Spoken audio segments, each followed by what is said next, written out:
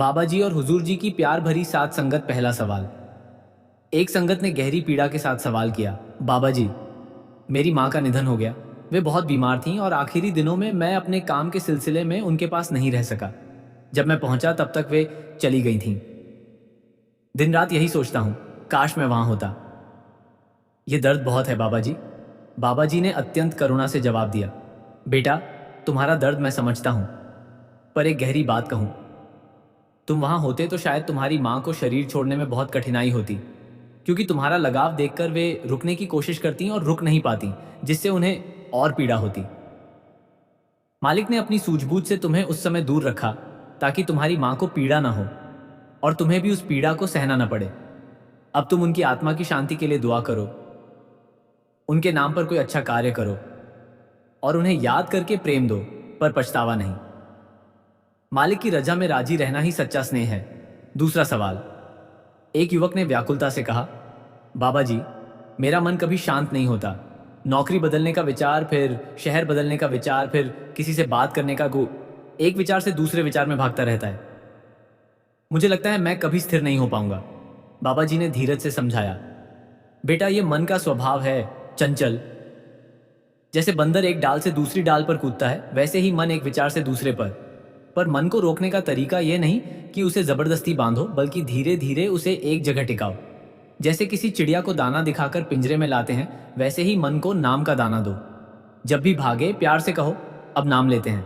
थोड़ा रुकेगा, थोड़ा भागेगा, पर धीरे धीरे ठहर जाएगा। यह कोशिश रोज करो, इसे ही अभ्यास कहते हैं। तीसरा सवाल। एक बुद्धिजीवी ने गहरे चिंतन से पूछा, बाबा जी, मुक्ति का क्या अर्थ है? क्या यह स्वर्ग है? वहां क्या होता है? बाबा जी ने सरल पर गहन उत्तर दिया, बेटा, स्वर्ग नर्क तो हमारी सोच की उपज है। मुक्ति तो उससे परे है। वह एक अवस्था है जहां न कोई बंधन, न कोई चिंता, न कोई द्वंद्व। वहां आत्मा अपने मूल स्वरूप में, शुद्ध प्रकाश, शुद्ध प्रेम में स्थित होती है। कोई शरीर नहीं, कोई रोग नहीं, कोई मोह नहीं, बस अपार शांति। पर यह अवस्था सोच विचार से नहीं, बल्कि कर्मों के क्षय, सिमरन की गहराई और गुरु की कृपा से मिलती है। यह कोई जगह नहीं, यह आत्मा का परम विश्राम है। चौथा सवाल। एक महिला ने कृतज्ञता से कहा, बाबा जी, पहले मुझे हर बात से डर लगता था, अंधेरे से, अकेलेपन से, काम के बोझ से। पर जब से सत्संग सुनना शुरू किया है, डर कम हो गया है, हिम्मत आई है। बाबा जी ने प्रसन्न होकर कहा, बेटा, यही तो नाम का प्रकाश है जो अंधेरे को दूर करता है। डर तब तक रहता है जब तक आत्मा को अपनी असली ताकत का पता नहीं होता। सत्संग और सिमरन से आत्मा जागती है और जागृत आत्मा किसी भी तूफान से नहीं डरती। तुम बस इसी राह पर चलते रहना, एक दिन डर नाम की चीज भूल जाओगी। पांचवां सवाल। एक बच्चे ने बड़ी उत्सुकता से कहा, बाबा जी, हुजूर जी की आंखें बहुत चमकती हैं, क्या उन्हें कोई विशेष शक्ति है? बाबा जी मुस्कुरा उठे और बोले, बेटा, हर किसी की आंखें चमकती हैं, बस नजर चाहिए। पर हां, जब आंखों में मालिक का प्रेम होता है तो वे और भी चमकती हैं। क्या मेरी आंखें नहीं चमकती? बाबा जी की इस बात पर संगत खिलखिला उठी। माहौल हंसी से भर गया। छठा सवाल। एक दुखी भाई ने पूछा, बाबा जी, हमारे गांव में एक 8 साल का बच्चा, बहुत होशियार, बहुत प्यारा, स्कूल जाते समय सड़क दुर्घटना में चल बसा। सब सोच में पड़ गए, क्यों, इतनी जल्दी क्यों? बाबा जी ने बड़ी गंभीरता से कहा, बेटा, यह सवाल हर किसी के मन में आता है, पर इसका जवाब मालिक के पास है, हमारे पास नहीं। जिसकी घड़ी पूरी होती है, वह चाहे बच्चा हो या बूढ़ा, चला जाता है। हम यहां रो धोकर कोई फैसला नहीं बदल सकते। हां, हम दुआ कर सकते हैं कि उस छोटी सी आत्मा को शांति मिले और उसके परिजनों को धैर्य। हमें मालिक के हर काम पर अच्छा कहना सीखना चाहिए, भले ही वह कितना कठिन क्यों ना लगे। सातवां सवाल। एक युवती ने जिद करके कहा, बाबा जी, आप हर दिन इतना कुछ कहते हैं, पर मुझे लगता है कुछ खास नहीं। आज कुछ ऐसा कहिए जो मुझे झकझोर दे। बाबा जी ने हंसते हुए कहा, बेटा, मैं झकझोरना चाहता हूं, पर तुम तो हिलती ही नहीं। सब ठहाके लगे। फिर बोले, ठीक है, सुन, तेरे अंदर जो खालीपन है वह दुनिया की किसी भी चीज से नहीं भर सकता, सिर्फ तेरी अपनी आत्मा के मालिक से भर सकता है। यह सुनकर वह युवती चुप हो गई और सोच में पड़ गई। आठवां सवाल।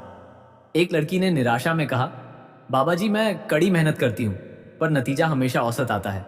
दोस्त कम मेहनत करके बेहतर अंक लाते हैं, कहे तो मेरी मेहनत का क्या फायदा?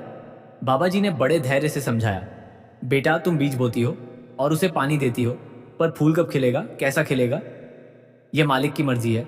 तुम्हारी मेहनत का फायदा केवल नंबरों में नहीं, तुम कितनी मेहनती, कितनी जिम्मेदार, कितनी धैर्यवान बनती हो, यह तुम्हारी असली उपलब्धि है। नंबर तो आते जाते रहेंगे, पर ये आदतें जीवन भर तुम्हारा साथ देंगी। इसलिए मेहनत करो, पर उसके फल को मालिक पर छोड़ो और खुद को निराश मत करो। 9वां सवाल। एक लड़के ने शिकायत भरे स्वर में कहा, बाबा जी मेरे पिताजी मुझ पर बहुत दबाव डालते हैं। हर दिन कहते हैं पढ़ो, कमाओ, बड़े बनो। मुझे सत्संग या सेवा का समय नहीं मिलता। बाबा जी ने संतुलित दृष्टि से कहा, बेटा तुम्हारे पिताजी तुमसे प्यार करते हैं। वे चाहते हैं कि तुम संसार में खड़े हो जाओ, पर सत्संग और सेवा को तुम बात के लिए मत छोड़ो। उसे अपनी दिनचर्या का हिस्सा बनाओ, चाहे 10 मिनट ही सही। जब वे देखेंगे कि तुम पढ़ाई में भी मन लगा रहे हो और सत्संग भी कर रहे हो, तो वे खुद तुम्हारी तारीफ करेंगे। तुम्हें जरूरत है संतुलन की, टकराव की नहीं। 10वां सवाल। एक गृहिणी ने आंसुओं के साथ कहा, बाबा जी घर में सब कुछ उल्टा चल रहा है। पति बीमार, बच्चे पढ़ाई में पीछे, आर्थिक तंगी, मेरा सब्र खत्म हो रहा है। बाबा जी ने बड़ी करुणा से कहा, बेटा जीवन में तूफान आते हैं, पर यह जरूरी नहीं कि यह तुम्हारी गलती हो। यह तुम्हारे कर्मों का फल हो सकता है या सिर्फ मालिक की कोई परीक्षा। तुम घबराओ मत, धीरज रखो। जब भी बहुत बुरा लगे, एक कमरे में बैठो, 5 गहरी सांसें लो और कहो, हे मालिक मुझे शक्ति दे। यह छोटी सी प्रार्थना तुम्हें संभाल लेगी।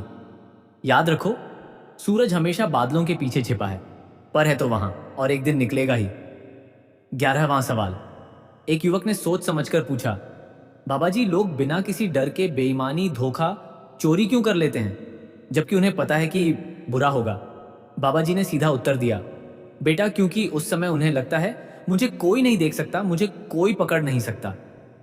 पर वे भूल जाते हैं उनके साथ खुद मालिक बैठा है, हर विचार, हर कर्म, हर इरादे को देख रहा है।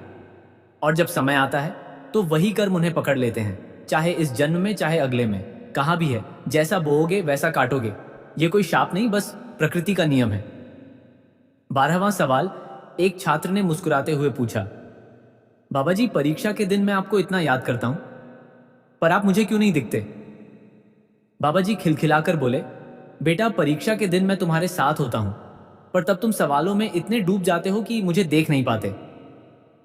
सब हंसे, फिर बोले, सच कहूं मैं तो हर दिन तुम्हारे साथ हूं, पर तुम मुझे तब याद करते हो जब मुश्किल आती है। अब रोज मुझे याद करो, तब परीक्षा के दिन मैं खुद याद आऊंगा। 13वां सवाल। एक बहन ने चिड़चिड़ाहट से कहा, बाबा जी मैं बहुत काम करती हूँ, पर हर काम अधूरा रह जाता है, क्योंकि मैं एक काम शुरू करती हूँ और बीच में दूसरे की तरफ भाग जाती हूँ। बाबा जी ने प्यार से समझाया, बेटा जल्दबाजी एक बीमारी है जो काम को खराब करती है और मन को बेचैन करती है। तुम एक बार में एक ही काम करो पूरे मन से। जैसे कोई बढ़ई एक मेज पर ध्यान लगाकर काम करता है, वह मेज सालों चलती है, वैसे ही तुम एक काम ठीक से करो, फिर दूसरा। याद रखो, धीरे धीरे सोना बनता है, जल्दी जल्दी मिट्टी। 14वां सवाल। एक भाई ने पूछा, बाबा जी क्या सिमरन हमेशा एक ही शब्द से करना चाहिए या बदल सकते हैं। बाबा जी ने उत्तर दिया, बेटा सिमरन के लिए कोई शब्द बंधन नहीं। राम हो, हरि हो, वाहेगुरु हो, अल्लाह हो, जिस भी नाम से तुम्हारा मन जुड़ता है वही नाम लो। पर एक बात, एक ही नाम को पकड़ो, बार बार बदलने से मन भटकता है। जैसे एक पत्थर को बार बार घिसने से वह चमकता है, बार बार बदलने से नहीं। इसलिए एक नाम चुनो, उसे प्रेम से बार बार दोहराओ। 15वां सवाल। एक संगत ने संकोच में पूछा, बाबा जी क्या किसी की मदद के लिए छोटा झूठ बोलना बहुत बड़ा पाप है। बाबा जी ने स्पष्टता से कहा, बेटा झूठ छोटा और बड़ा नहीं होता, झूठ झूठ है। हाँ, अगर बहुत मजबूरी हो तो चुप रहना बेहतर है, न झूठ न सच, बस मौन। मौन से कोई हिसाब नहीं जुड़ता, झूठ से बंधन बनता है और हिसाब भी आता है। इसलिए सच बोलो या चुप रहो, यही सबसे सुरक्षित राह है। 16वां सवाल। एक बहन ने विनम्रता से कहा, बाबा जी मैंने सुना है कि अनुभव देने के लिए मालिक खुद आते हैं, पर मुझे कुछ नहीं दिखता, कुछ नहीं सुनाई देता। बाबा जी ने कोमलता से कहा, बेटा मालिक अनुभव देने से पहले तुम्हारा मांगने का भाव देखते हैं। जो बिना मांगे बैठता है उसे सब कुछ मिलता है, जो मांगता है सो उसे बस मांगना सिखाया जाता है। तुम बैठो, नाम लो, प्रेम करो, अनुभव अपने आप आएंगे, पर जब आएं तो तुम्हें पता भी ना चले, क्योंकि वह इतना सहज होता है। 17वां सवाल। एक बीबी जी ने रोते हुए कहा, हुजूर जी मेरी तबीयत बहुत खराब थी, ऑपरेशन हुआ, अब ठीक हूं, पर सिमरन छूट गया। मुझे डर है कि अब मैं वापस नहीं आ पाऊंगी। हुजूर जी ने बड़े प्यार से कहा, बीबी जी रोना मत। मालिक को तुम्हारी बीमारी और तुम्हारी मजबूरी पता है। छूटा हुआ सिमरन कोई पाप नहीं, यह तुम्हारी शारीरिक स्थिति थी। अब जैसे तुम उठी हो, आज से, इसी वक्त से 1 मिनट का सिमरन करो, कल से 2 मिनट, धीरे धीरे। मालिक तुम्हारी कोशिश देख रहा है, परिणाम नहीं। बस वापस आ जाओ, बाकी सब ठीक हो जाएगा। 18वां सवाल। एक सेवादार ने बड़ी नम्रता से पूछा, हुजूर जी, हम जब गुरु को याद करते हैं तो क्या वे सच में हमें सुनते हैं? हुजूर जी ने प्यार से समझाया, बेटा, जैसे माँ अपने बच्चे की हर आवाज़ सुनती है, चाहे वह कमरे में हो या बाहर, वैसे ही गुरु अपने प्रत्येक शिष्य की हर पुकार सुनते हैं। भले ही तुम फुसफुसाओ, वे सुनते हैं। भले ही तुम मन में कहो, वे जानते हैं। गुरु और शिष्य के बीच कोई दूरी नहीं, बस तुम्हारी आवाज़ उनके दिल तक पहुंचती है, क्योंकि उनका दिल तुमसे जुड़ा है। 19वां सवाल। उसी सेवादार ने फिर पूछा, हुजूर जी, गुरु दर्शन का असली अर्थ क्या है? बाहर जाना या भीतर देखना? हुजूर जी ने गहराई से समझाया, बेटा, बाहर जाना तो दीदार है, भीतर जाना दर्शन है। बाहर देखने से तो सिर्फ रूप दिखता है, भीतर देखने से रूह मिलती है। जब तुम आंखें बंद करके गुरु की मूर्ति, गुरु की आवाज़, गुरु का प्यार भीतर महसूस करोगी, वही असली दर्शन है। उस दर्शन के बाद तुम बाहर भी गुरु को हर जगह देखने लगते हो। 20वां सवाल। एक बहन ने पूछा, हुजूर जी, मेरी सहेली मुझे ताना देती है, तुम तो बहुत संत महात्मा बन गई हो, कुछ नहीं खाती, कुछ नहीं पहनती, मुझे बुरा लगता है। हुजूर जी ने मुस्कुराकर कहा, बेटा, उससे कहो मैं संत नहीं बन रही, मैं शांत बन रही हूं। या कुछ मत कहो, मुस्कुरा दो। तुम्हारा काम दूसरों को जवाब देना नहीं, अपने मन को शांत रखना है। जब वे देखेंगी कि तुम उनकी बातों से परेशान नहीं होती, तो वे खुद तुम्हारी प्रशंसा करने लगेंगी। प्रेम और उदाहरण दोनों से जवाब मिल जाता है। 21वां सवाल। एक छात्रा ने पूछा, हुजूर जी, मैं हर दिन राम राम कहती हूं, पर मुझे पता नहीं ये सही है या नहीं, क्योंकि मुझे नामदान नहीं मिला। हुजूर जी ने बड़े स्नेह से कहा, बेटा, राम खरी वाहे गुरु, सब नाम उसी एक का है। नामदान एक रस्म है, पर नाम का जाप तो कोई भी कभी भी कर सकता है। जैसे कोई बिना दीक्षा के भी मां कहकर मां को पुकार सकता है, वैसे ही तुम नाम ले सकती हो। जो श्रद्धा से, प्रेम से नाम लेता है, सुसत्य, उसे मालिक सुनता है। नामदान तो मौका आने पर हो जाएगा, पर तब तक नाम लो, शांति बढ़ाओ। 22वां सवाल। एक विदेशी भाई ने कहा, हुजूर जी, हमारे देश में सत्संग का माहौल नहीं, पर मैं ऑनलाइन सुनता हूं, क्या वह भी फलदायी है? हुजूर जी ने उत्साह से कहा, बिल्कुल बेटा, सत्संग तो श्रवण है, चाहे वह माइक से आए, फोन से आए या सीधे गुरु की जुबान से। अगर सुनने वाला श्रद्धा से सुने तो वह असर करता है। तुम्हारी नीयत मायने रखती है, माध्यम नहीं। इसलिए ऑनलाइन सत्संग को भी पूरी गंभीरता से सुनो, वह भी तुम्हें जोड़ेगा। 23वां सवाल। एक बहन ने मुस्कुराते हुए कहा, हुजूर जी, आज आप बहुत फ्रेश लग रहे हैं। हुजूर जी तुरंत बोले, मतलब कल बूढ़े लग रहे थे? सब ठाके लगे। फिर बोले, जब संगत इतनी प्यारी हो तो हमेशा फ्रेश ही रहता हूं। फिर से हंसी और प्रेम का माहौल छा गया। 24वां सवाल। एक भाई ने डर के साथ कहा, हुजूर जी, ध्यान में बैठता हूं तो कभी आग की लपटें दिखती हैं, कभी अंधेरा, डर लगता है। हुजूर जी ने सहजता से कहा, बेटा, यह मन के प्रक्षेपण है। मन शांत हो रहा है, पर पहले कल्पनाएं दिखाता है। इसे ध्यान का शोर कहते हैं। यह जल्दी ही शांत हो जाता है अगर तुम इन पर ध्यान न दो। जैसे नदी में पहले कंकड़ हिलते हैं, फिर पानी स्थिर हो जाता है, वैसे ही तुम इन्हें नजरअंदाज करो और नाम पर वापस आओ, धीरे धीरे सब स्थिर हो जाएगा। 25वां सवाल। एक प्रवासी ने उदासी से कहा, हुजूर जी, यहां तो कोई अपना नहीं, पूरा परिवार दूर है, दोस्त नहीं भाई, बहुत अकेलापन है।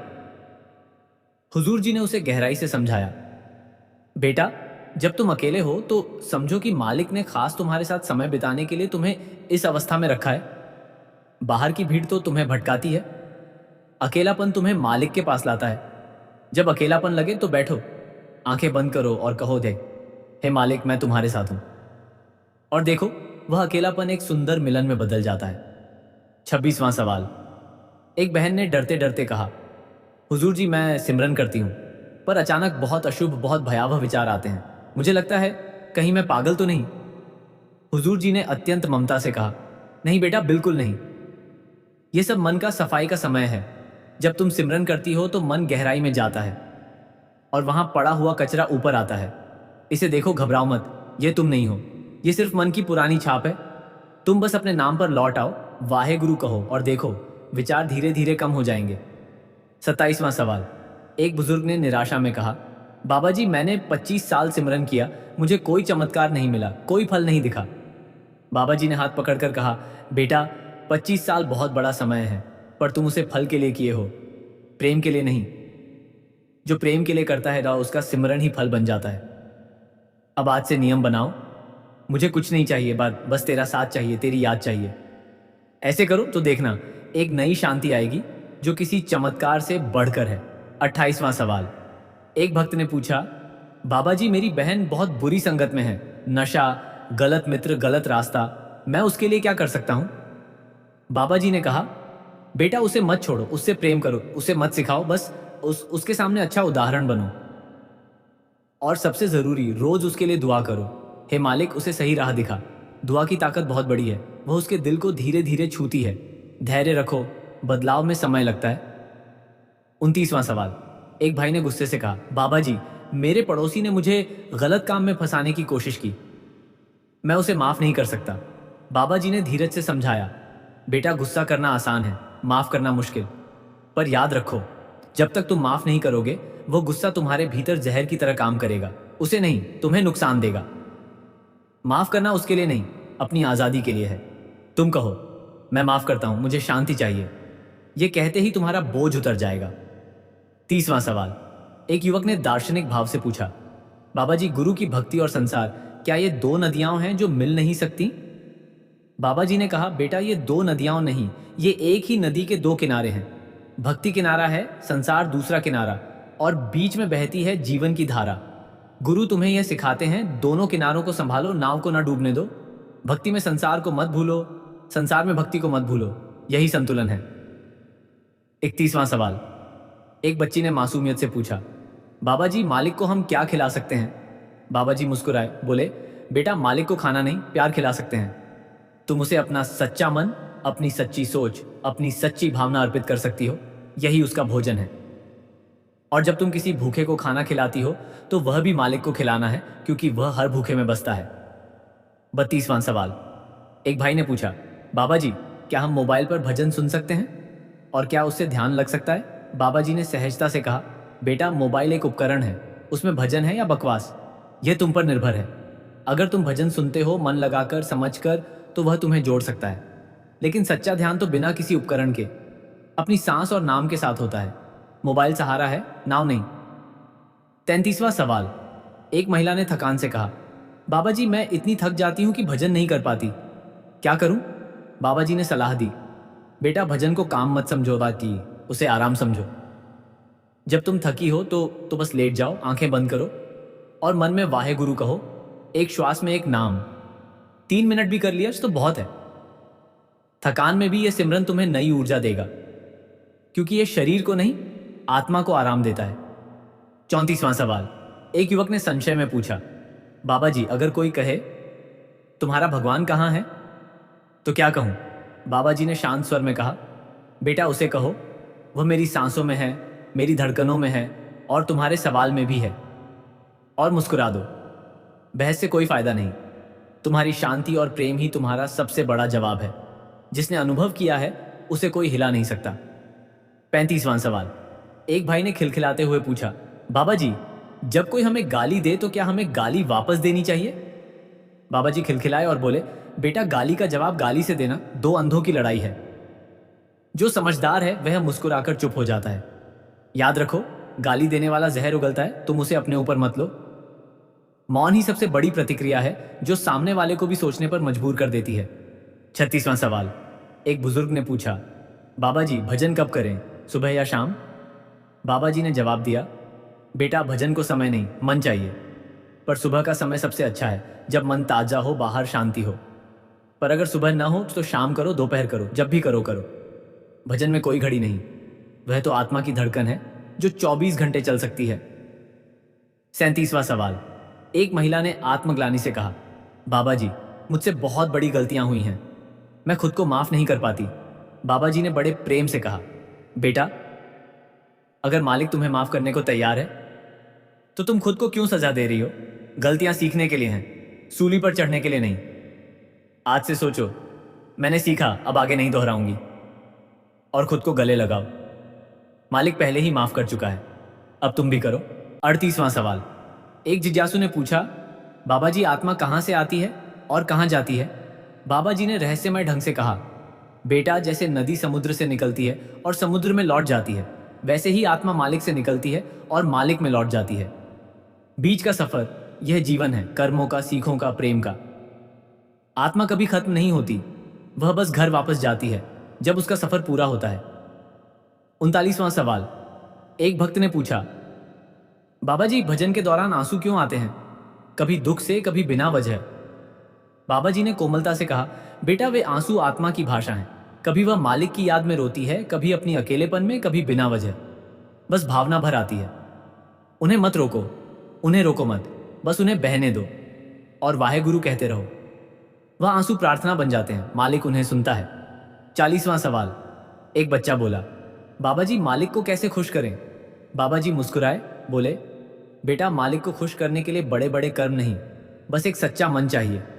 तुम जब उसके बारे में सोचते हो, उसका नाम लेते हो और किसी का दुख कम करते हो तो वह बहुत खुश होता है। वह बच्चों की मासूमियत से बहुत खुश होता है, इसलिए तुम जैसे हो वैसे ही उसके प्यारे हो। 41वां सवाल। एक माँ ने पूछा, बाबा जी मेरा बेटा कहता है भगवान सब झूठ है, मुझे बहुत दुख होता है। बाबा जी ने धीरज से कहा, बेटा उससे बहस मत करो, बस उसके सामने शांत रहो, मुस्कुराते रहो। जब वह देखेगा कि तुम उसकी बात से डगमगाती नहीं बल्कि और शांत हो जाती हो तो वह सोचेगा, इसमें तो कुछ बात है। तुम्हारा आचरण ही तुम्हारा जवाब है, शब्द नहीं। 42वां सवाल। एक युवक ने पूछा, बाबा जी हम भक्ति क्यों करें, फायदा क्या है? बाबा जी ने मुस्कुराकर कहा, बेटा भक्ति कोई फायदे का सौदा नहीं, यह तो मिलन का रास्ता है।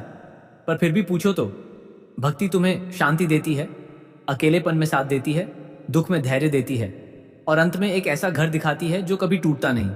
ये फायदा नहीं, ये तो जीवन का सच है। 43वां सवाल। एक विधुर ने फूट फूट कर कहा, बाबा जी पत्नी के जाने के बाद मेरी दुनिया सूनी हो गई, कुछ अच्छा नहीं लगता। बाबा जी ने उन्हें प्यार से समझाया, बेटा तुम्हारा दर्द बहुत गहरा है, पर याद रखो तुम्हारी पत्नी मालिक के पास है जहां कोई दुख नहीं। तुम अब उसके लिए दुआ करो और अपने जीवन को प्रेम और सेवा से भरो, यही उसे सबसे बड़ी श्रद्धांजलि होगी। तुम अकेले नहीं हो, मालिक तुम्हारे साथ है और हम सब संगत भी तुम्हारे साथ हैं। 44वां सवाल। एक युवक ने पूछा, बाबा जी 10 मिनट सिमरन करूं या 1 घंटा, कौन ज्यादा अच्छा? बाबा जी ने स्पष्ट कहा, बेटा 10 मिनट, पर पूरे मन से। 1 घंटे के बिखरे मन से बेहतर है। गुणवत्ता बड़ी है, मात्रा नहीं। पहले 5 मिनट में मन को शांत करना सीखो, फिर समय बढ़ाओ। अगर तुम 1 घंटे बैठकर भी कल्पनाओं में खोए रहे तो कोई फायदा नहीं। तो शुरू करो 5 मिनट से, फिर 10, फिर 15, धीरे धीरे। 45वां सवाल। एक बच्ची ने पूछा, बाबा जी क्या मालिक हमसे नाराज होता है? बाबा जी ने प्यार से कहा, नहीं बेटा, मालिक तो सबसे बड़ी माँ है, वह कभी नाराज नहीं होता, बस चिंतित होता है जब हम गलत राह पर चले जाते हैं। पर जैसे ही हम माँ कहते हैं वह दौड़कर आता है, गले लगाता है। तो उसे नाराज मत सोचो, देखिए उसे प्रेम सोचो। 46वां सवाल। एक भाई ने पूछा, बाबा जी क्या दूसरों की मदद करना सेवा है या कुछ और चाहिए? बाबा जी ने समझाया, बेटा जब तुम बिना किसी स्वार्थ के, बिना किसी उम्मीद के किसी की मदद करते हो, वह सेवा है।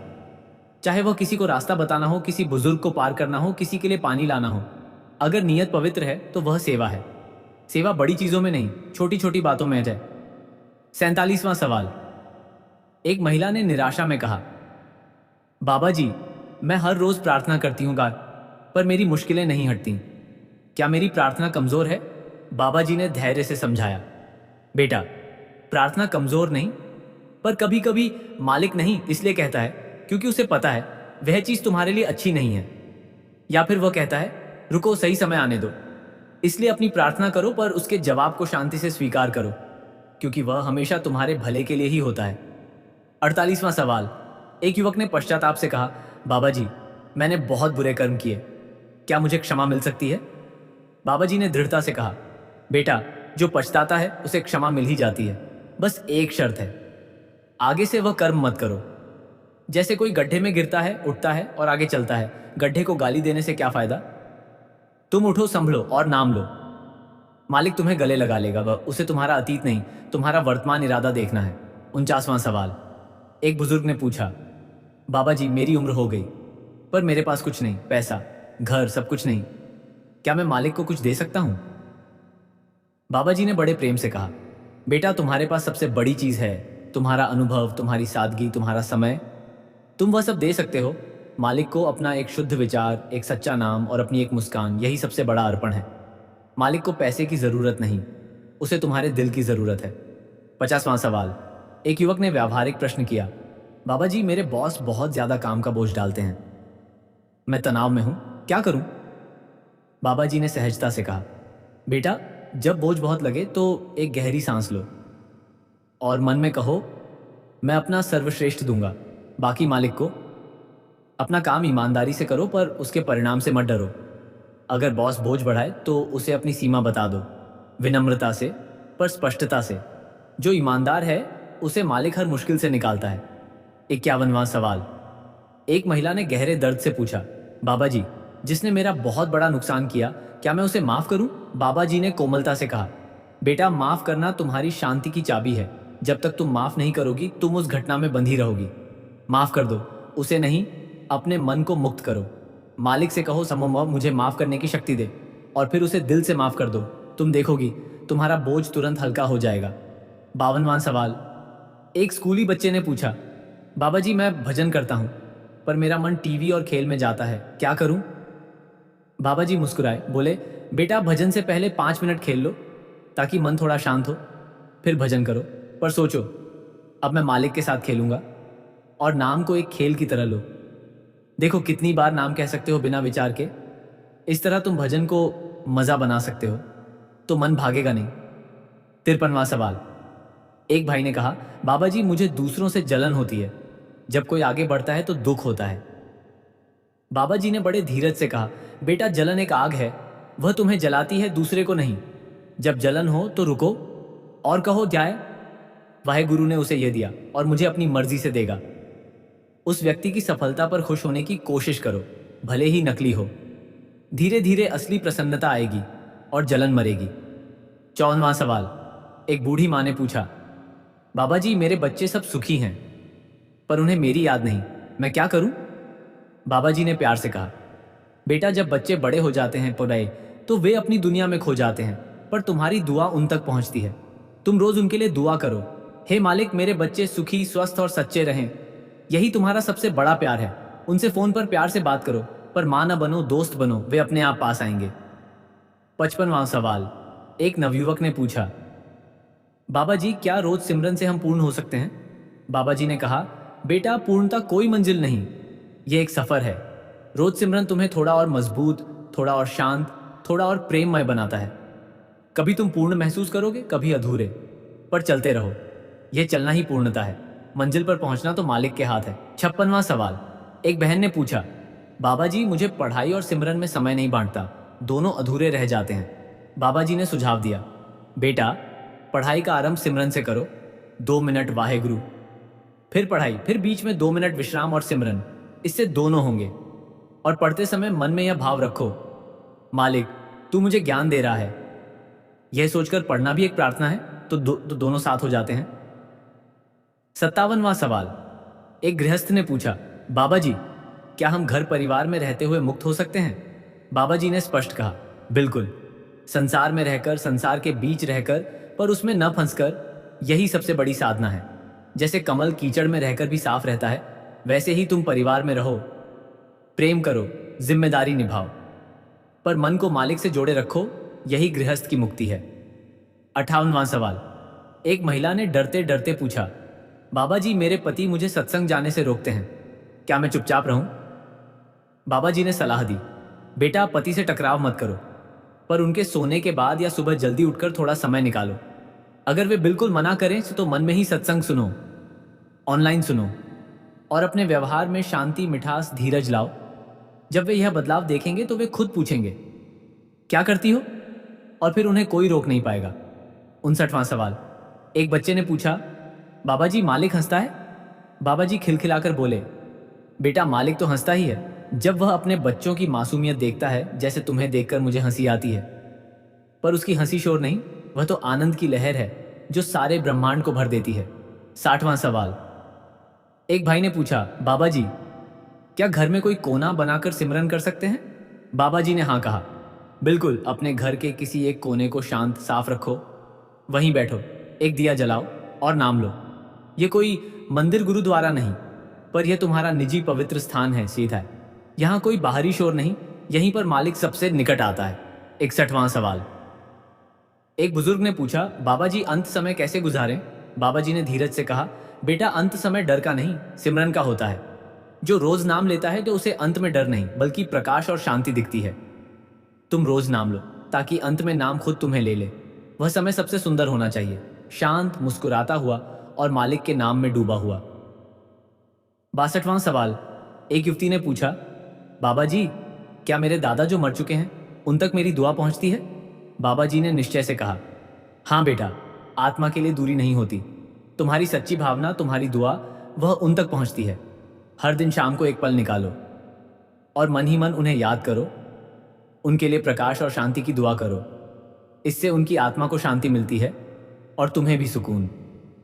63वां सवाल। एक भाई ने पूछा, बाबा जी बहुत बातें करने से क्या नुकसान है? बाबा जी ने मुस्कुराकर कहा, बेटा ज्यादा बोलना ऊर्जा खर्च करना है जो नाम में लग सकती थी। जितना जरूरी हो उतना बोलो, बाकी मौन में बिताओ। मौन में मालिक मिलता है, शोर में नहीं।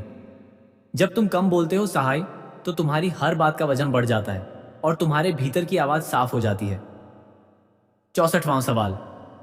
एक महिला ने पूछा, बाबा जी क्या काम करते समय मन में नाम कह सकते हैं?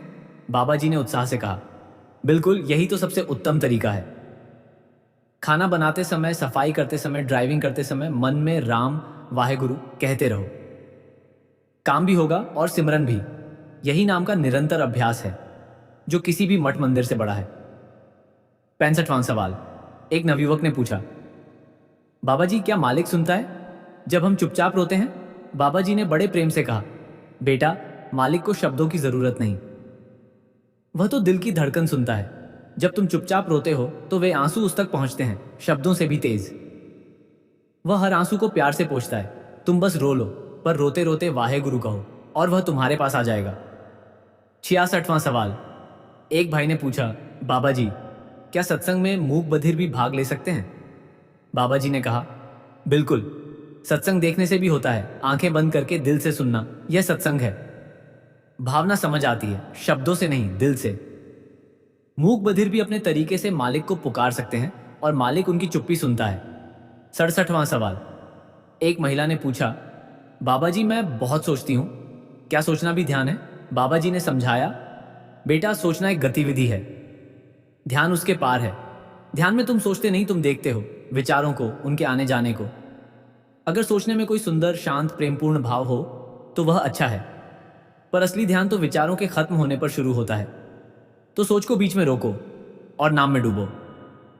68वां सवाल। एक युवक ने पूछा, बाबा जी अगर मैं किसी को प्रेम से न देख पाऊं तो क्या करूं? बाबा जी ने व्यावहारिक सलाह दी, बेटा अगर तुम किसी को प्रेम से नहीं देख सकते का तो कम से कम उसे घृणा से तो मत देखो। उदासीनता लाओ, फिर धीरे धीरे उसके बारे में एक अच्छी सोच लाओ। यह भी मालिक का बच्चा है। यह छोटी सी सोच बड़ी तब्दीली लाती है। प्रेम कोई झटका नहीं, वह बढ़ता है धीरे धीरे। 69वां सवाल। एक बच्चे ने पूछा, बाबा जी क्या जानवरों में भी आत्मा है? बाबा जी मुस्कुराए, बोले, हाँ बेटा, हर जीव चाहे छोटा हो या बड़ा उसमें आत्मा है, चेतना है। वह भी मालिक का एक रूप है, इसलिए किसी को दुख मत दो, चाहे वह चींटी हो या कुत्ता। सब में वही एक रूह बसती है। प्रेम करो सबसे, यही सच्ची भक्ति है। 70वां सवाल अंतिम। पूरी संगत ने प्रेम से पूछा, बाबा जी हम आपसे और मालिक से कैसे जुड़े रहें, हर दिन हर पल? बाबा जी ने पूरी संगत को देखकर गहरी शांति से कहा, संगत जी जुड़े रहने का सबसे सरल मार्ग नाम। जैसे सांस लेना छोड़ नहीं सकते, वैसे ही नाम को अपनी सांस बना लो। सुबह उठते ही पहली सांस के साथ नाम, सोते समय आखिरी सांस के साथ नाम, और बीच के समय जब भी याद आए बस नाम। गुस्सा आए नाम, दुख आए नाम, खुशी आए नाम। इस तरह हर पल हर भाव में मालिक जुड़ जाता है। और दूसरी बात, किसी को दुख मत देना, जितना हो सके मदद करना। यही 2 सूत्र।